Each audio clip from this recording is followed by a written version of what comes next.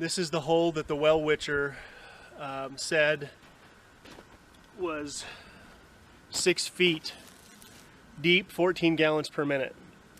I tried to dig it by hand. I got down, I'm about 3.5 to 4 feet deep, and I've hit rocks. Here comes Cheyenne with a pot of water that she's gonna pour down the hole here. Thank you, Nanny. Thank you for getting all wet for me. Oh, I didn't get wet for you. Rhett splashed me. Oh, Rhett splashed you. Brothers do what brothers do. Brothers are stupid.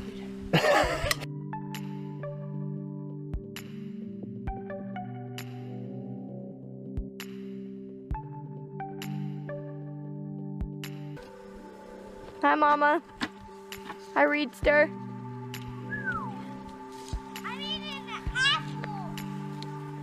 Is it good? Yeah, it's kind of a little sour.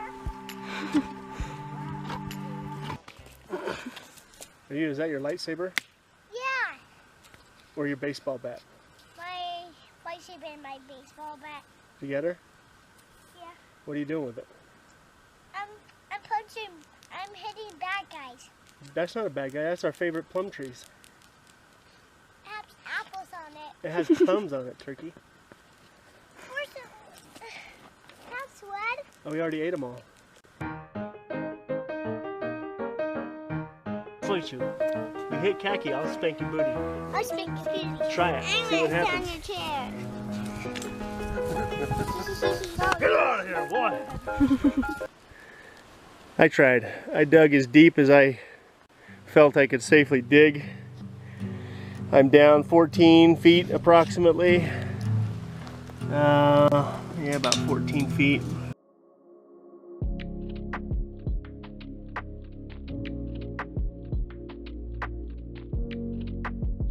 I couldn't give up on this one spot, so when I picked up my backhoe, I went right back to where I'd backfilled and started digging. And guess what I found? Look at the water. Look at the water. You getting it?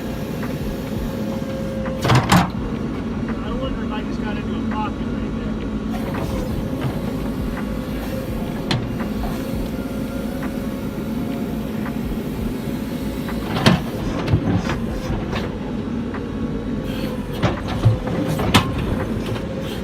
I don't know what I just did, but I got water running into a hole.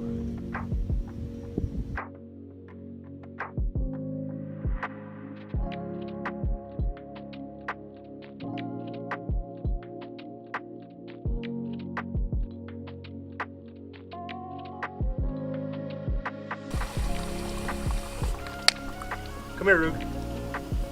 Here, right now, come here. Here. Get some more.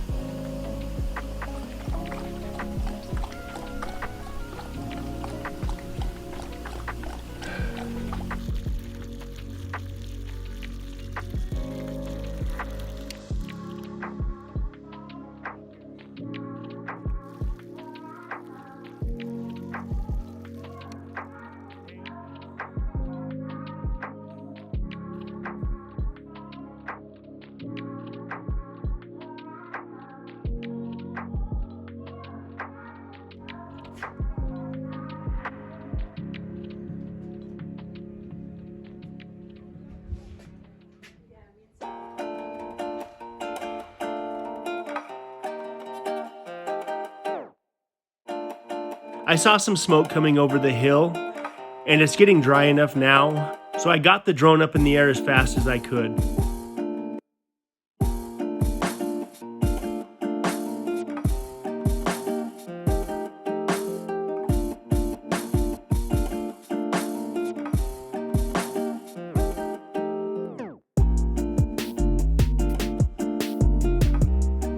The battery in the drone was at 50%, so I had to make it quick.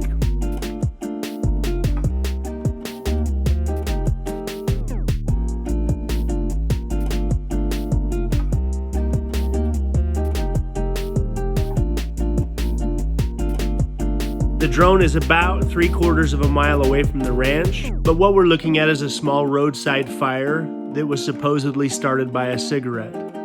but it was also taken care of very quickly.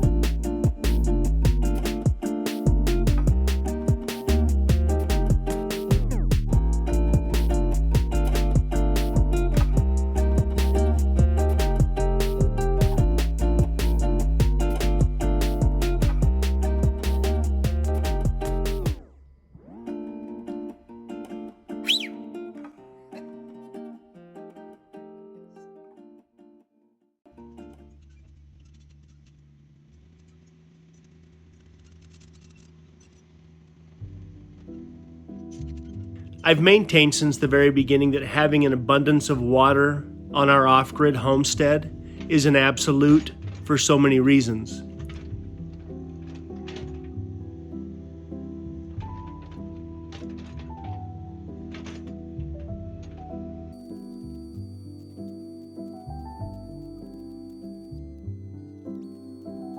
When I finally got our shallow well figured out, and I realized that I had more water than I could pump out of the well, I ran water lines all over the property, put a bunch of different yard hydrants in different locations, thinking this was where I wanted them.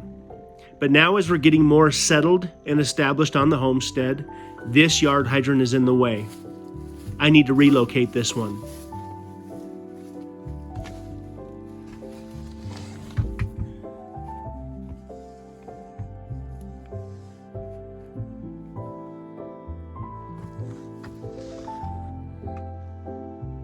After digging it out with the excavator, I ran up the hill, shut the valve off at the water tank.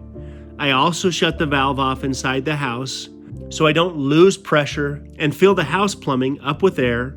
I then cut this hydrant out, capped it, and backfilled.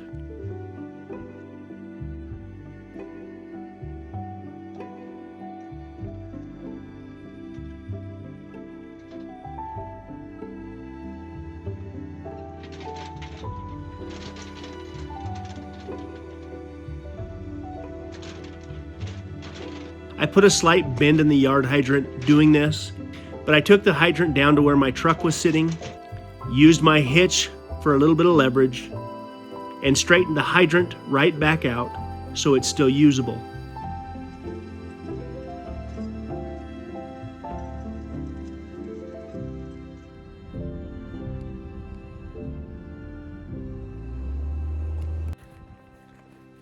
For the first time in a long time, Cedar and I grabbed the entire family and decided to spend the day together fishing, picnicking, and just hanging out.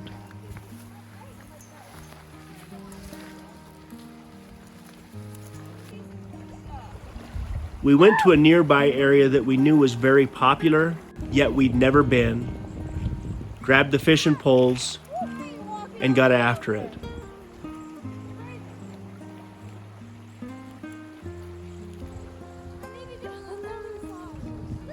All of the kids seem to have an interest in fishing right now. I saw that trout. This river is notorious for trout. Your brother's working a good little spot up there, it looks like. Callie's getting it figured out. We worked hard to try and get on them, but we were unsuccessful.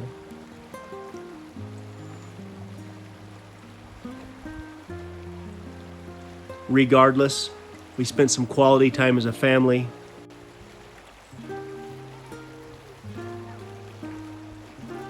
Reed and Rhett decided to take their weekly bath in the river, and all turned out well. Say hi, Sage. Hi. It was also wonderful to have our oldest daughter, Sage, back with us. She recently moved back into the area, and we couldn't be happier. Is it freezing? Please tell me you took your brand new glasses off. Say hi, Cedar. Say hi. Last year, before all the craziness kicked off, right smack in the middle of soccer season, A friend of mine told me a story that I thought was awesome. He told me that they followed the school bus from our little community about 3 hours away to play in a soccer tournament. That evening, when the soccer tournament was over, all of the kids piled back out to find the school bus, and it was nowhere to be found.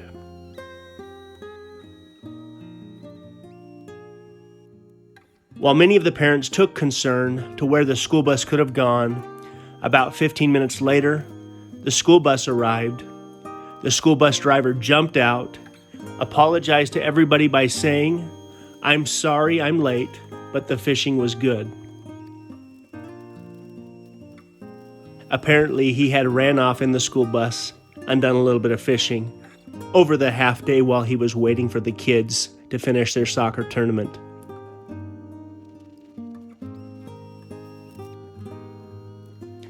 My friend said to me, "Only in Idaho."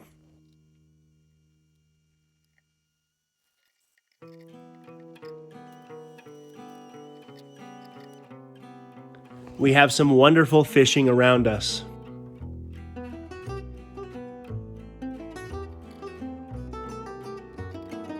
I spent the summers with my dad and brothers fishing on a very particular river in the White Mountains of Arizona, and I definitely haven't done enough of this with my kids.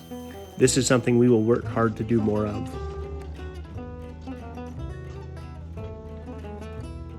Now that I've got the lower water line capped off, I need to reinstall this water line close enough to the new pig pen so it's not such a chore to get them water.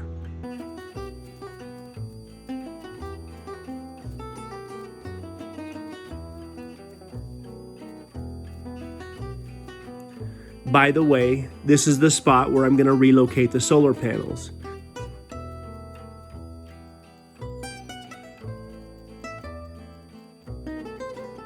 Having a hose bib near the solar panels is also important.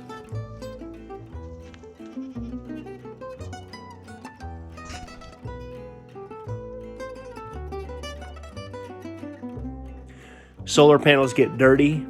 The more dirty they get, the less energy they can take in from the sun.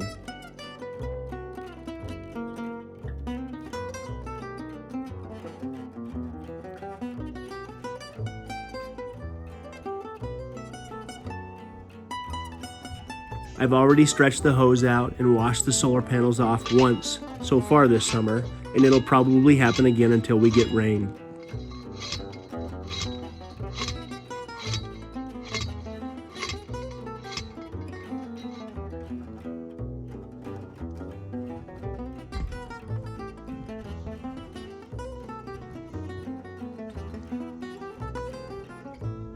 Keeping the solar panels clean is important.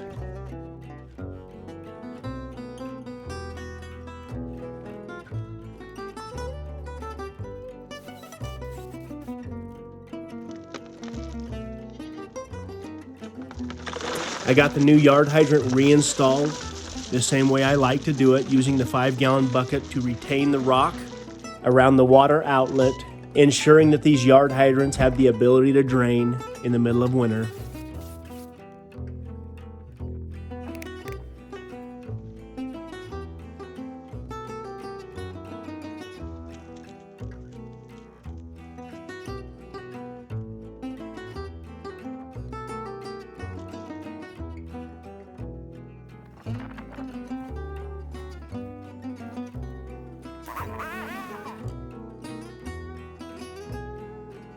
And now we just need to backfill and tie into the existing main water line, hopefully without doing too much damage.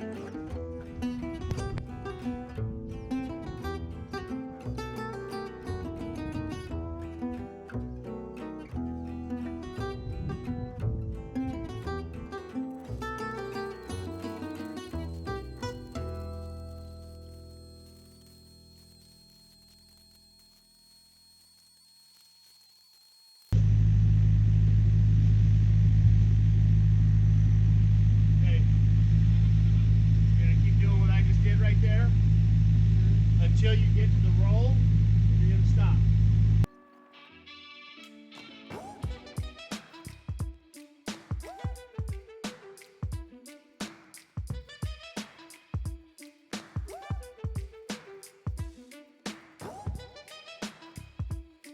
I never had the kind of experience around heavy equipment that my son Red is getting. And truthfully, him being comfortable running an excavator, in my opinion, is some of the best homeschooling he can get.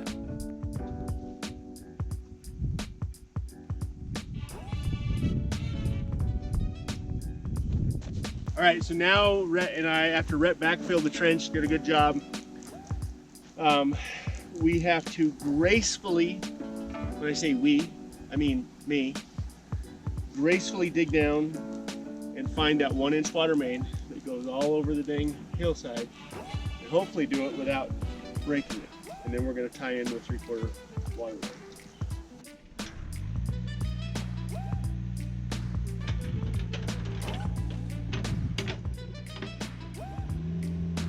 In the current setting around schooling from home, I'm not a fan. But if that's the only option, we're going to make the best of it.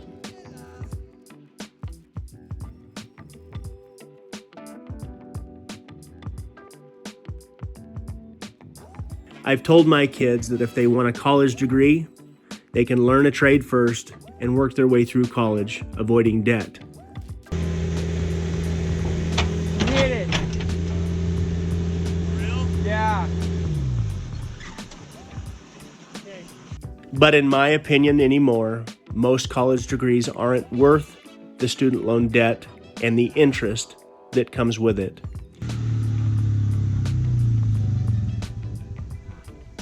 Did you see where I hit it? No. Still look water anyways. Okay, dig it out.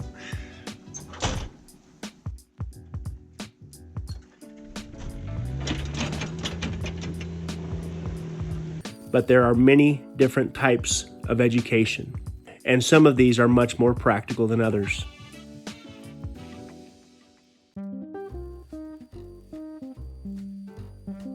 We dug down and tried to be as careful as we can, using shovels where necessary, hoping to find the 1-inch main line before I hit it with the bucket. Not only is there a 1-inch poly main line that runs all the way up to our water tanks, but there's also 2 wires that run from the well, again, all the way to the water tank. One of those wires is to tell the pump to shut off when the water tank is full. Let it run for a second. Let all the air come out.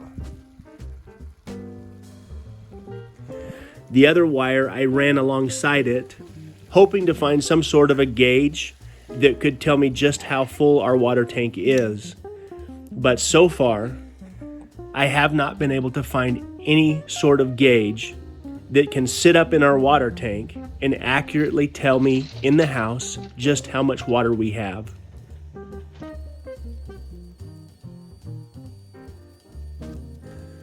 I've reached out to a number of different companies and have yet to find this. So by adding a second water tank to our system, it's only going to give us a little bit of a cushion on those overcast winter days when I know the water level's getting low. Red has more than become my right-hand man. I constantly need his help, and he's more than willing to help me. And again, all of this is just experience that he can learn from.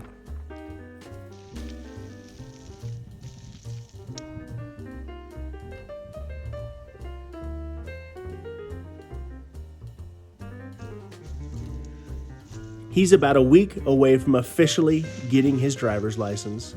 So I've been on the hunt for an old square body 3/4 ton 4-wheel drive Chevy truck that we can build for him.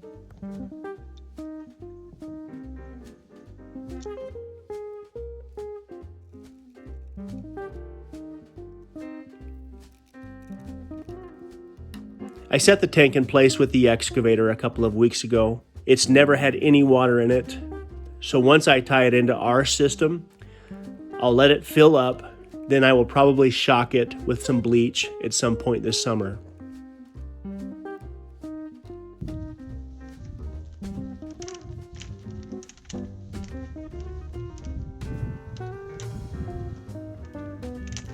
Now it's currently warm enough with our overnight lows to avoid freezing. but we're probably within a couple of months of that changing. So just because I have this water tank connected, if I don't do something to insulate it from the cold, I will have to disconnect this before winter, which I do not want to do. I've got both tanks plumbed together. All I need to do now is open up the valve on our old tank, and it should equalize in the new tank. So here we go. So my goal is to get the shop dried in and get the roof on the shop.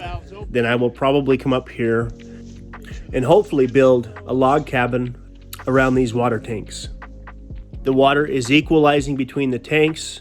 We now have 5,000 gallons of water to use instead of 2,500. But still, I've yet to find an accurate way to gauge just how much water we have. This tank's about 85% full. So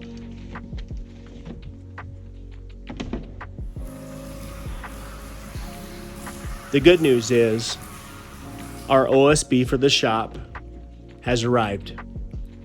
It should be on site by midweek next week. Okay, it's about 5:30. The sun is far enough to the west where the solar well 110 feet below us is not pumping up. So what's happening is the two tanks are equalizing, will equalize. It's probably going to take a few hours to happen.